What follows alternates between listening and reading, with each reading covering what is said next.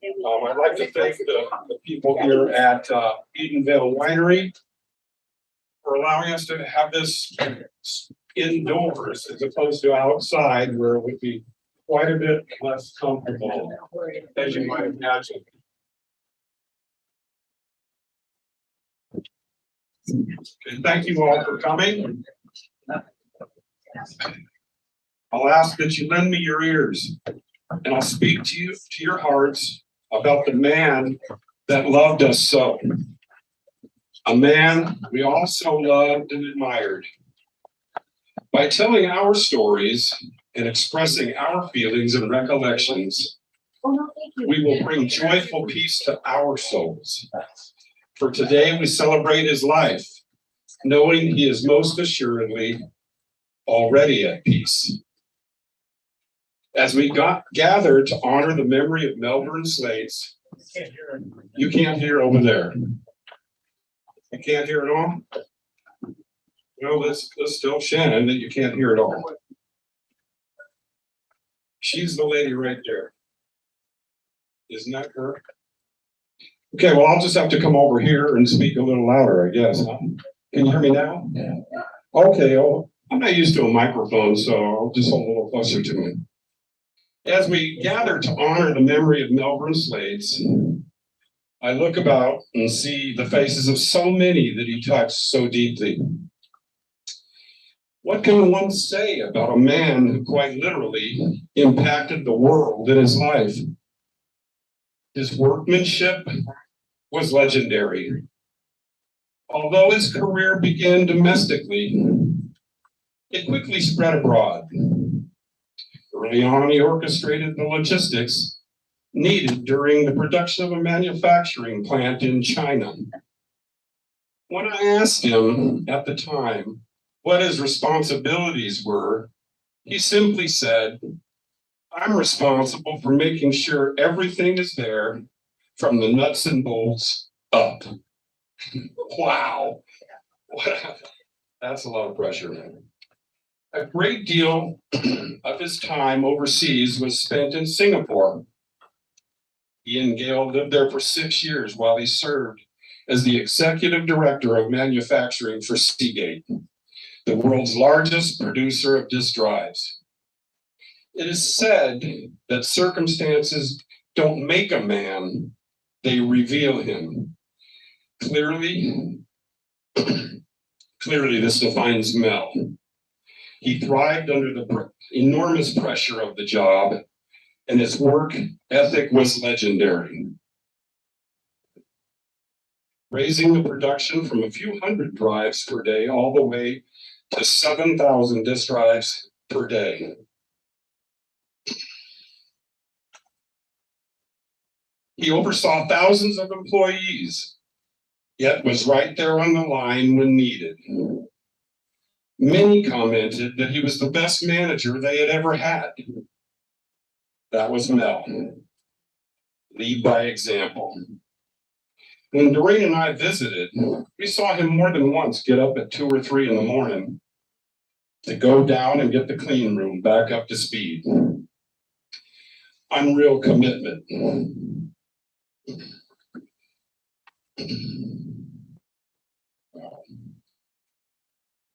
7 VPs came and went in the time he was there. However, he was indispensable. How he could perform like that and then return home and be a loving, gentle, and humble man is a very rare talent indeed.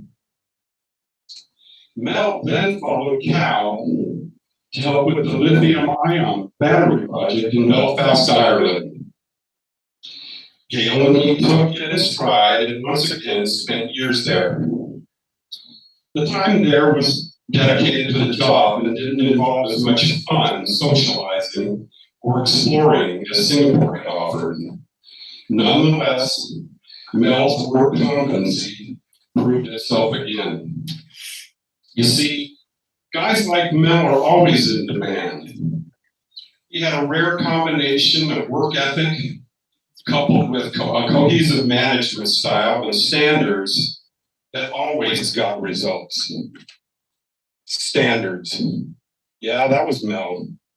In everything he did, he left a mark of excellence, which was plain to see. Like the time he visited Doreen and I in our home in upstate New York. Mel just took it upon himself to fully organize our garage, complete with hanging bikes, tools, and a workbench.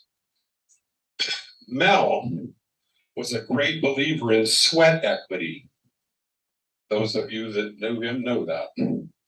The best example was when he hauled 50 tons of rock by himself, one wheelbarrow at a time, to buttress the hillside on their property in Ashland. To use the term Herculean might be an understatement. He had an amazing reservoir of strength.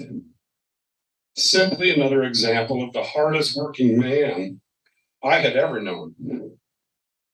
Once he began a project, his single-mindedness of purpose was like the pull of moon on tide. Mel lived by this credo: actions speak louder than words. So true. That's how he showed people his love. Actions. I'm sure many here can attest to that quality in Mel. No project was too large or small. He attacked them all with zeal, unmatched by anyone, except perhaps Gail, who was pretty focused herself, I might add. Maybe that's why it had something to do with what a great team they made. Wouldn't you agree? Now, I don't want to paint a picture of Mel as being all work and no play. He was a heck of a lot of fun to be around, especially at one of his road trips. He would start in Oregon and travel with Gail for weeks at a time, stopping at predetermined spots along the way. One of the best times Doreen and I had with them was when they all met in upstate New York with the goal of finding the best lobster roll in the world. It was a grand adventure. It was a grand adventure.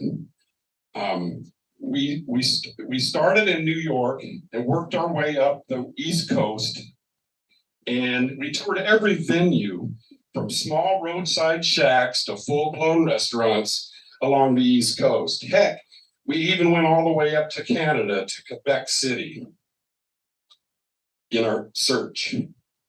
What a lot of laughs we had along the way. When we were confident that indeed the best lobster was to be found back in Maine, at Mel's insistence, we made our way south back into the States. Kennebunkport featured at least a half a dozen places claiming to be the lobster roll champs. So we stuffed ourselves on far too many lunches, trying desperately to find the winner. We didn't. But I can assure you, Gail and Doreen explored each and every little boutique along the main thoroughfare. So at least the shopping was epic. Mel and I quickly tired, as men often do while their wives do their shopping.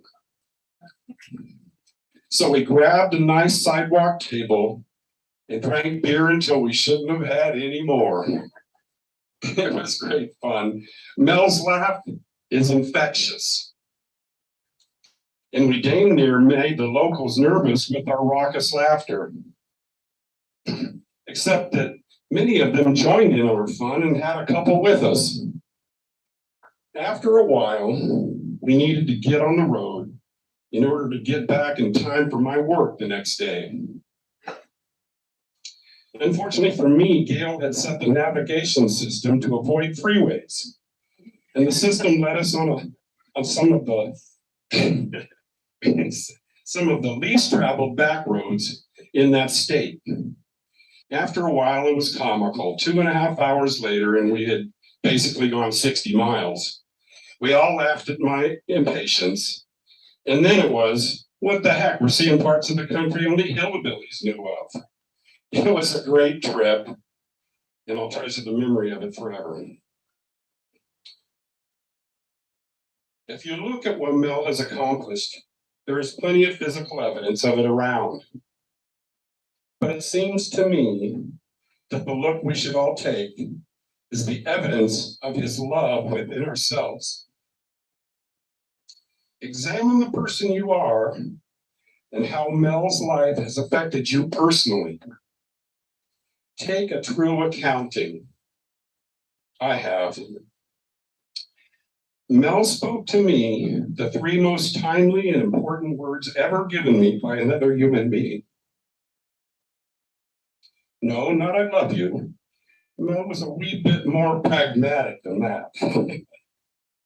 One evening in early 1988, Doreen and I were to have dinner in Santa Cruz at Mel and Gail's home.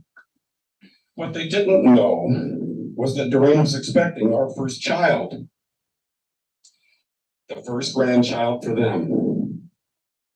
During dinner, we made the big announcement, and the excitement and love was palpable at that table for sure. Mel invited me out to the back patio after supper for what I thought must be a celebratory scotch, which I gladly accepted. Little did I know that I was about to have my first man-to-man discussion with my father-in-law. After a first sip, then a second, he looked me directly in the eye and laid those three words on me. What's your plan? I asked, how do you mean? He said, for paying the extra expense a new baby will bring upon your family with Doreen likely to be out of work for a year or more. While I fumbled with words, he said, I know Doreen. She's going to make a fantastic mother for her children. But I can tell you, she's not going back to work in 6 weeks, as you might think. Plan for a year. Now, what's your plan? Those are the most sobering words I ever heard. And boy, was he right. I had to step up and be a man, and he brought that clearly into focus for me.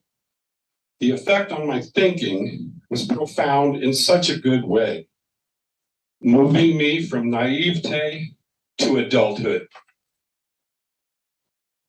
I'm glad that 2 decades later, in one of our drink after dinner chats, I was able to thank him for those words of wisdom and let him know how much his guidance meant to me.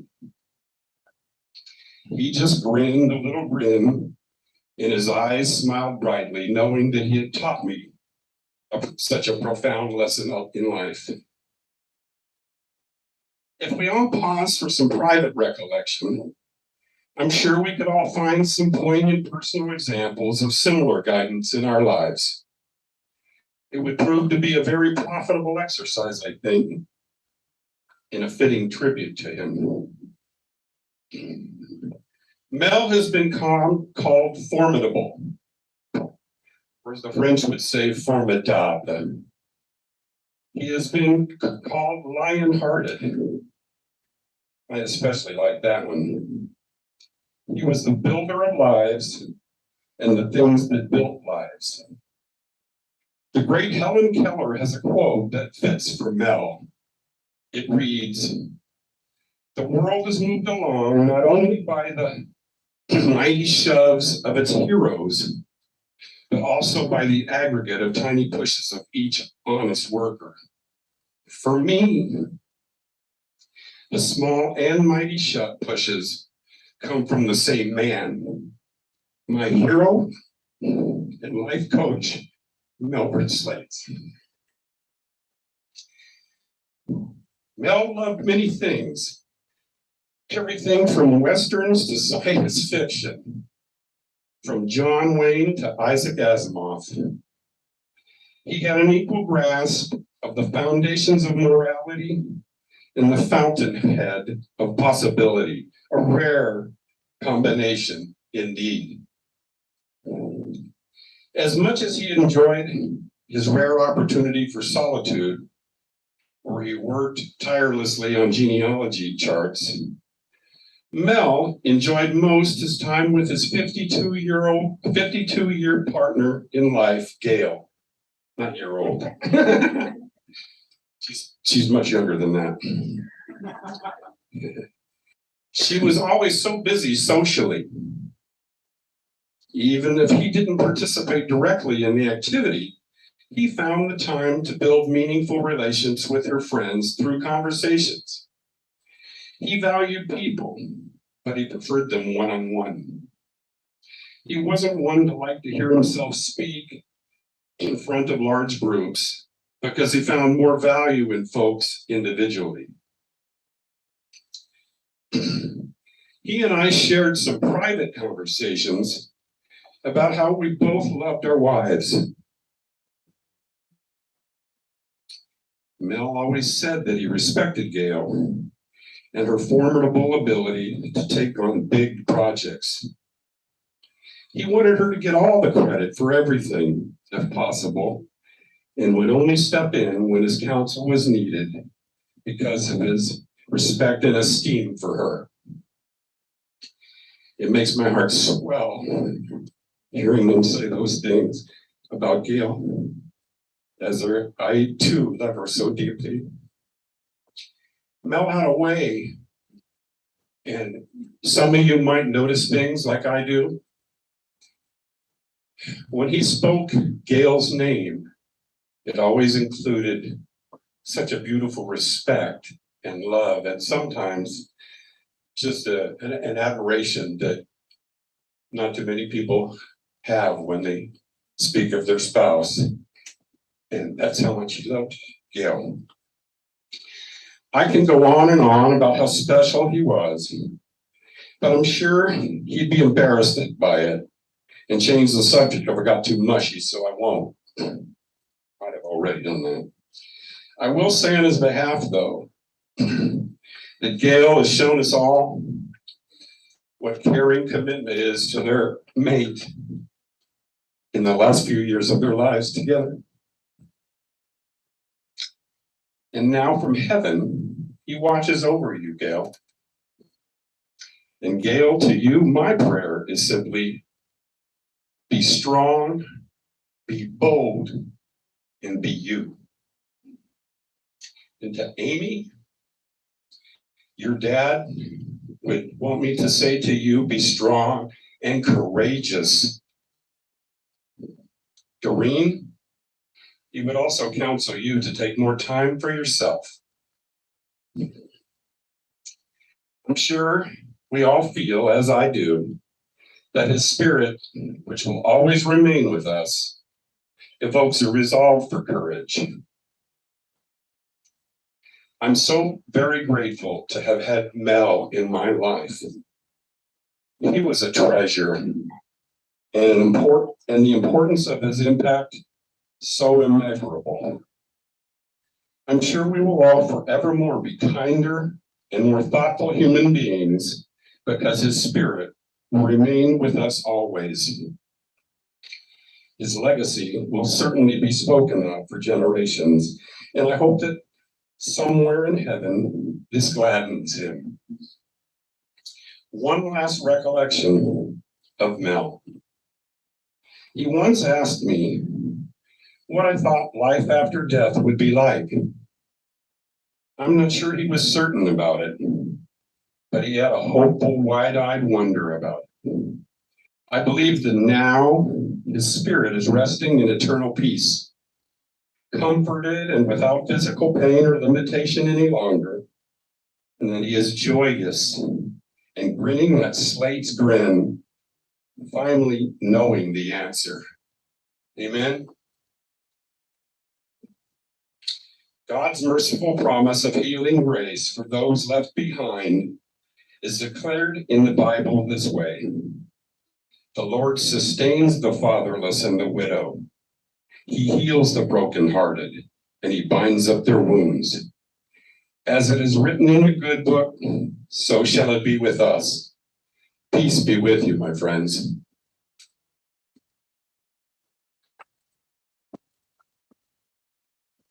And at this point, I'd like to invite any that would like to say a few words or anecdotes or anything like that to come forward and continue the celebration of life.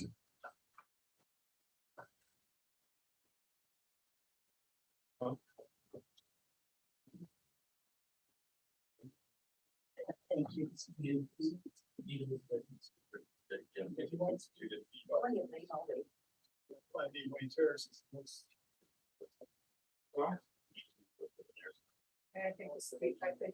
no,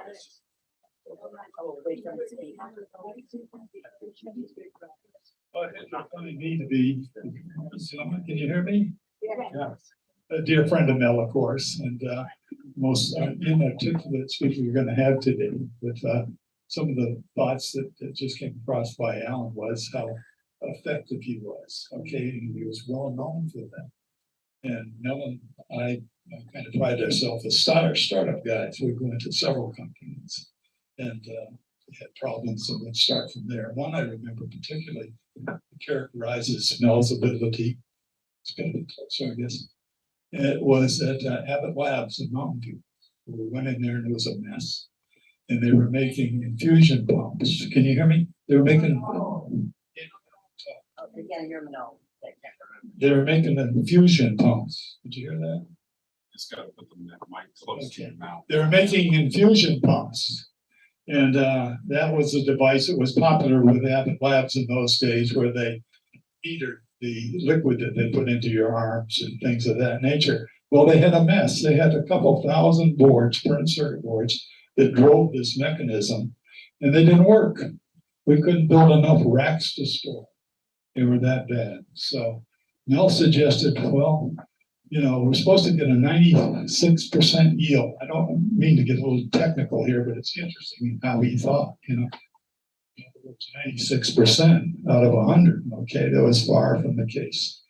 And the owners and principals there were just upset because there was no production. Everything was in a mess and a chaos. And Mel came to me one day and he said, well, I don't know what the problem is. I don't have the equipment or the time to troubleshoot those. He was the test manager there and he had people who worked for him. And he says, the biggest thing I can find is C1. It's a problem. There's 2,000 boards, change C1. Well, we did that alone. It's a starting place, and we got a 50% yield out of that. And of course, we narrowed it down to the next one. And we're real heroes. I couldn't believe that he had that ability to mop up that mess like that. I see another dear friend of mine, Tom Smith. He was with us, and the three of us, and Barbara's brother, Vince, died also. Had breakfast for what, 10 years, same place, Thursday morning. Never had an argument, did we, Tom?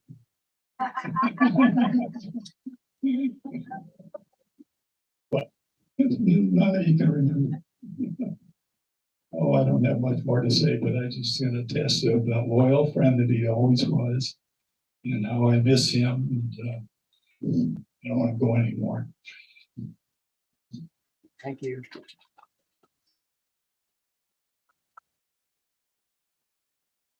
Well, sister, and my words are just for Gail, I guess, from my procure. 2 weeks before he passed away, we were talking, and I said, a couple of weeks before Melvern passed away, I asked him how everything was going there, and he says, well, Gail takes really good care of me. I don't want for anything. Even if I want to fight, she's right there. She'll fight with me. I just wanted to pass that on, that he was always thinking of you. Anyone else?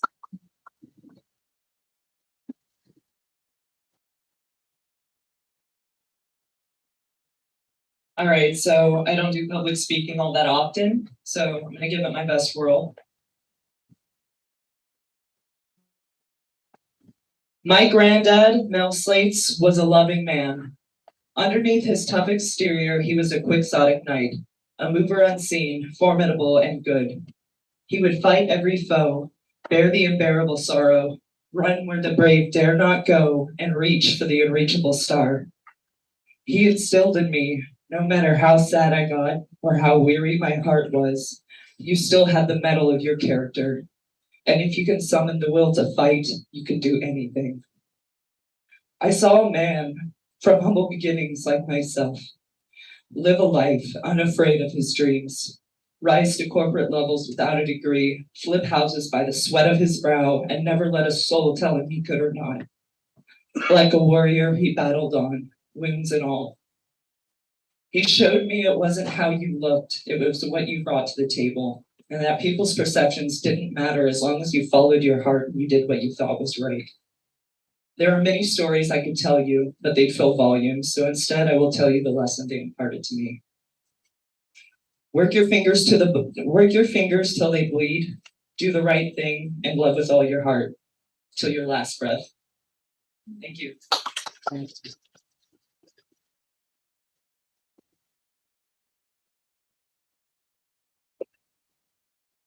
Hello, I'm Amy. I'm Mel's youngest daughter, and I just wanted to thank everyone for coming from far away to be here to support our family. Unfortunately, Dad wasn't able to be here, but you guys are, and I want you all to feel welcome. And just from the bottom of my heart, thank you, every single one of you, for making this trip. It hasn't been easy for some of you, particularly this lot coming from Wyoming and Montana and far away. This is really, really, really, really, really special. We have friends from Singapore. We've got the local friends, the grandchildren from Arizona. We've got Texas. We've got San Francisco. We have some friends from, the local friends, some of them that were just down the road, other ones that have traveled just long, far and wide, and to be here to support my mother during this time. She has been absolutely amazing. And I think that credit where credit's due. I just hope that I grow up to be half the woman that this beautiful, beautiful mother of mine is. So thank you again from the bottom of my heart, every single one of you, including the guy who mows the lawns right down here, my dad's buddy. Every single one of you. Thank you very much. I'm not going to use the microphone because I got a really loud voice. I am sister-in-law, no, my brother-in-law, that was my friend. And the last words that he said to me was, I'm going to see you again. So yes, Mel, I will see you again. I love you.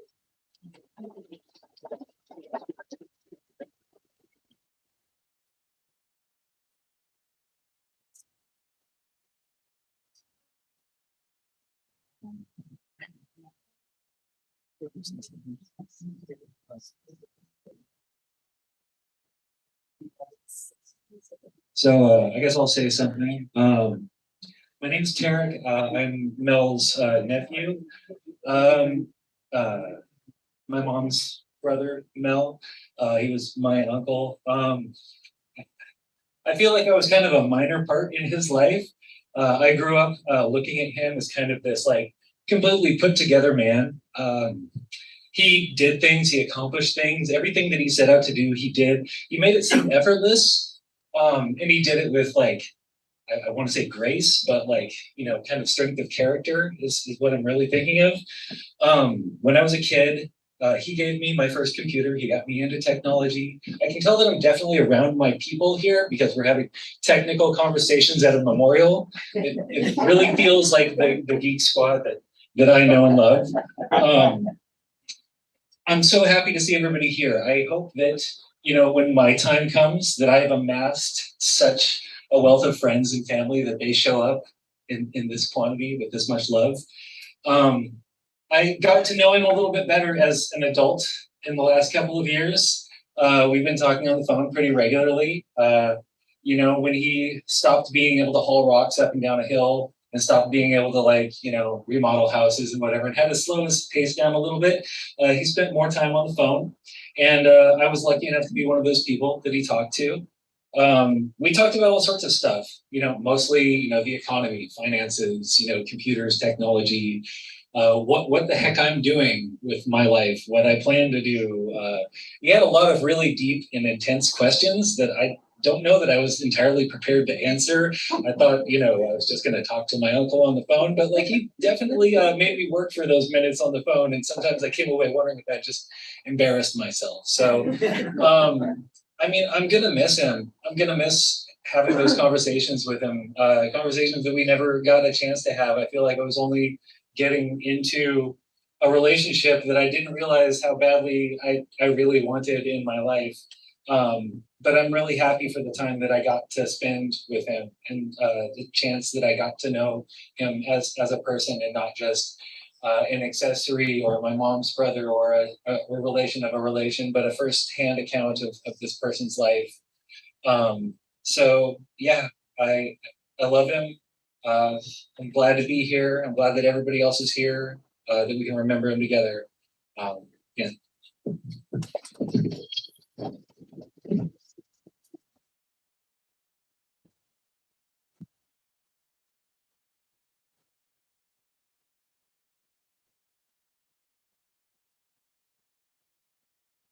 Well, I just have to say something about that wall that he built.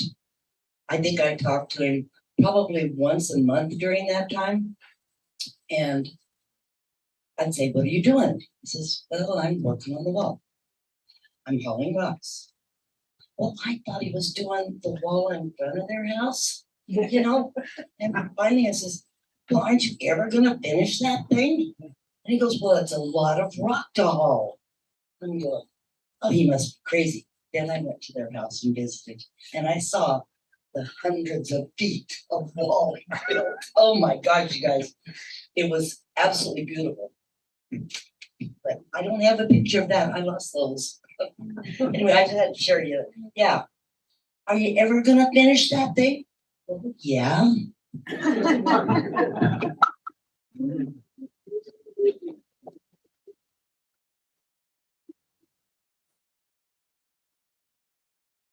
Nice. Yes. Come on, Mike, it's your turn. Okay, that's sweet. Yep. Right. Oh, gotta push the button. There's. You're on. Oh, okay. Can you guys hear me okay? Right, I'm Mike Novotny, and I don't know 90% of you guys. I haven't seen Mel for, years. I met Mel when I was about, 29, 30 years old, so I'm 75, that's about 40 something years ago. I worked for him, but quite frankly, I remember Mel most about is as a friend and as a friend of his family's. When I worked for Mel, I didn't see him that much. Usually it was things saying about you come over and can you help with this? Our team was doing much stuff one week and he got us hotel rooms. But that really was the highlight. As I listened to everybody here, I realized that everything that Mel brought in, she just carried on through life and kept even expanding. I remember Mel never, I guess he used the word sweated the small stuff.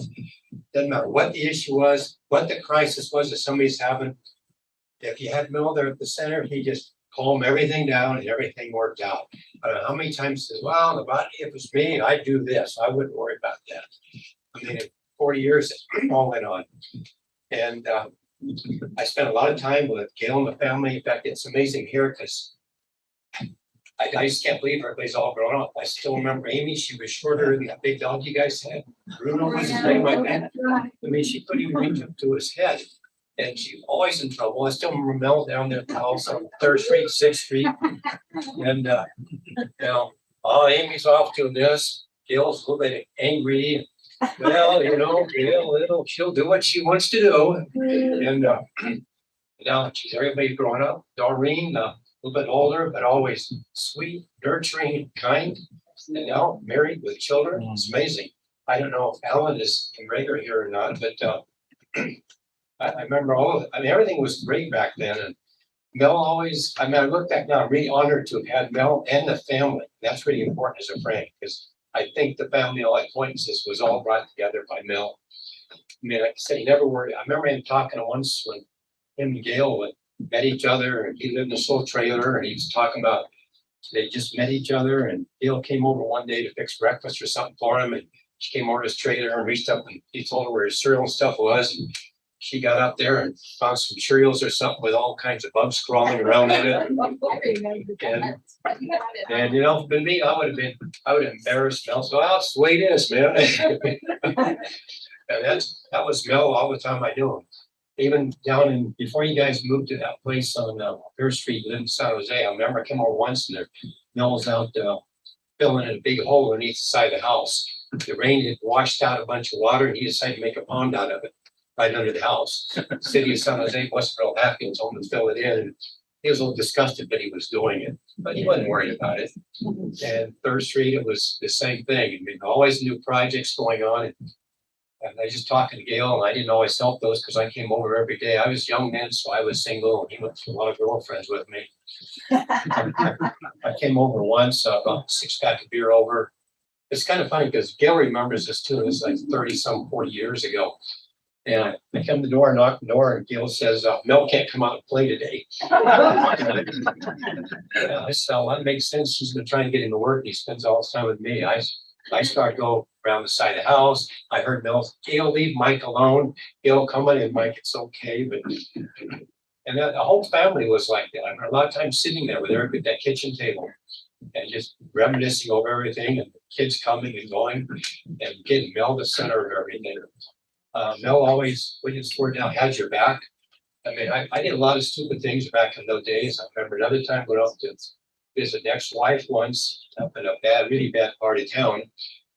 And while I was there, her husband came home, and I came out of the house about 10 seconds later, and Mel's out there laughing like mad. He's got a little Datsun pickup. The engine is running, the door is open. I said, what's going on? So on the body, I didn't know whether to come and get you or not, but I figured you'd probably be out here soon. So I got the car running. Let's get the heck out of here. And everything was, he always was there and everything was easy going. So I'm really going to miss Mel. I kind of regret not having spent more time, but after SHM Nuclear, everybody kind of went their own ways. I came up once up here to Oregon, but just once. And after that, my career went different ways. His obviously went in different ways. Every day I'm going to come up. And now it's 20, 30 years. And I did do it. I remember Wayne, you and Tom, but the only ones I remember from back in those days. And I remember I came work for my Kmart and then I started working for Mel. Anyway, I'll let you guys go, but I really am gonna miss Mel. I'm just really glad to see all you guys say the same thing about him that I always remember. It's been fantastic. One of the story I got to tell you. I had this old military pickup, 1940 something or other. Oh, yes. And Mel, I ended up buying it from me to bring up to here to Oregon. First, he was going to tow it, and he tried to tow it and went about 3 feet. It's clear that this Ford pickup wasn't going to tow it. So I said, well, just drive it. And it's not how we're going to do that. Somebody said about Gail driving it. And Mel says, I don't know if Gail can do that. She might be able to. And I said, Gail can't drive that truck. And we had some sort of bet because she drive it around the block, which is turning at 4 corners. And Gail, she didn't back off at all. And Mel said, I knew she isn't going to. She's going to try it. Even if she wrecks it, she's going to do it. I remember her getting in that truck. First thing she does after crawling up into it, what's that big wheel they're whirling around? There's no floorboards in the car, so they cranks up and everything is right there. Anyway, she gets in the truck, takes off with it, had a while get into gear as the clutch was real stiff. She drove it around all 4 corners. I couldn't believe it. Mel had no problem at all with it. Gail was very impressed with this. I don't blame her. I was too. It was the family that I remember most and everything. Mel made that possible. Now I'll let you guys go. Thanks. Thank you, Michael.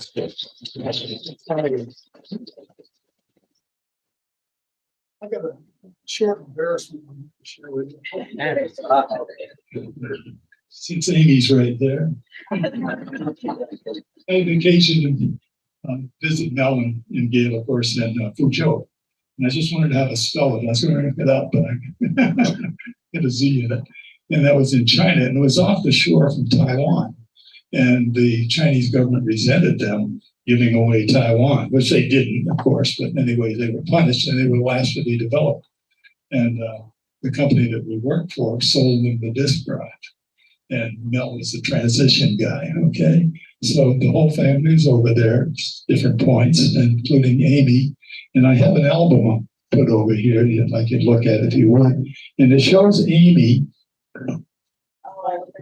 12 other, you know what I'm going to say, 12 other girls that were in school or some association like that. I don't know what it was. And the rumor went around the crowd. I don't know how we heard it. She has a short hair. She has a short haircut there. Okay. Is she a boy or a girl? So, now remember, Fuzhou wasn't a populous place with foreigners, especially Anglos, and we were pink people at the time, I'd say the least, with white beards. Mel had a white beard, so we were different. And anyways, the next day, Amy come out dressed as a girl. Let me tell you, what a difference.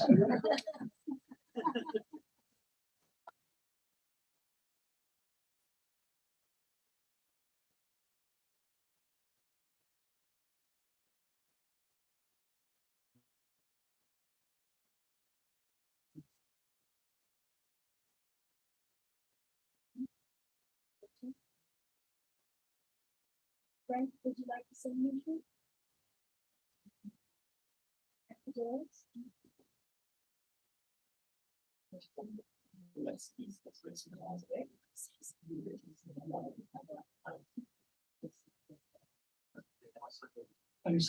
I have to use the mic, I just can't talk like that. Mel and I worked for 4 different companies.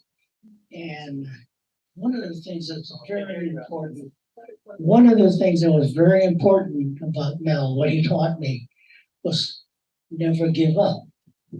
You'll figure it out, take it one step at a time. If you take your first step, that'll lead you to the next step. And I can't think of countless times where Mel was given projects that I looked at and I said, oh my God, what did we get into? And Mel got us out of it. One time in Seagate, we had a warehouse full of damaged drives or drives that failed on the line. And I said, Mel, what are we going to do? I said, well, first you're going to do is you're going to get a bunch of guys and girls, get some tables for them, and we're going to take one drive at a time. And after weeks of working it, we managed to clear thousands and thousands of drives and get them shipped. And it was just having a person like that lead you and teach you. I mean, as a roommate in so many Puchao and so many different places, Mel taught me a lot. And what he trained me to do was keep on moving forward, and that helped my career and my family. Thank you very much.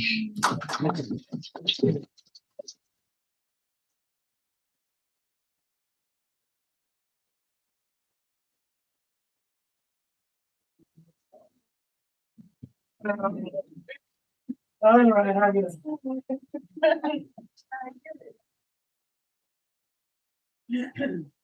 Everyone hear me okay? You're not on. I'm not on. This work? This work? Or not? This better? Ah, yes. Okay. I am Aspen. I am Mel's other nephew, Billy, his youngest sister. I owe a lot of who I am today to Mel. Gave me my first computer with a hard drive on it. It was 20 megabytes. It was top of the line. My teachers at school could not believe that somebody had gifted me something like this. They were jealous of me at a ripe old age of 10. I had one over them.